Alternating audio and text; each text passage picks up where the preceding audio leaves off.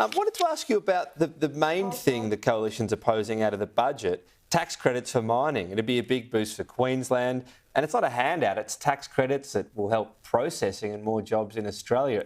Sounds like the sort of thing. If someone sort of explained that policy to me, I'd go, gee, Matt Canavan would like that. What do you think of it? I'm 100% against it, Tom.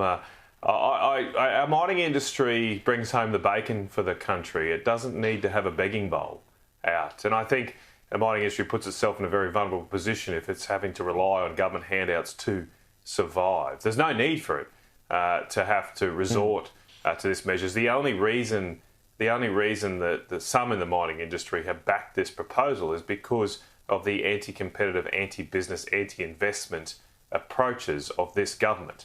This government has massively changed industrial relations laws, making it very hard. But these are about more processing. So mining goes well in the country. This government, but we just don't process. Well, I don't believe in government handouts. Sovereignty as well. Solution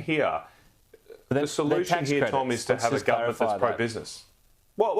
Sure, but I don't. They are handouts, right? Obviously, okay. One person's tax credit's another person's handout. It still costs the budget. It still means that the rest of us have to pay more taxes because we're clearly borrowing billions and billions of dollars over the next 10 years, hundreds of billions of dollars.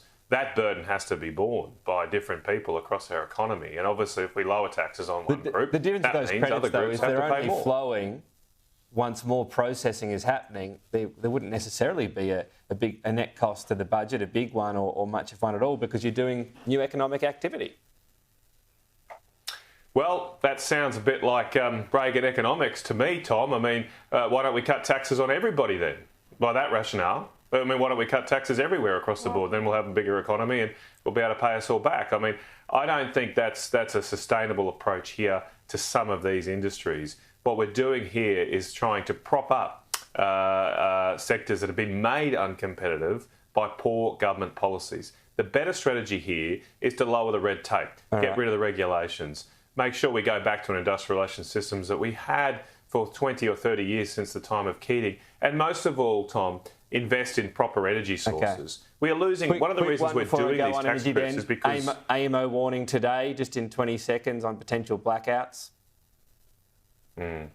Well, we've known this for some time. We need to invest in reliable power systems. And that means not just gas, we should be investing in coal as well. It's still 60% of our electricity supply. And as we shut down coal, the lights are going out. So we need to invest in that too.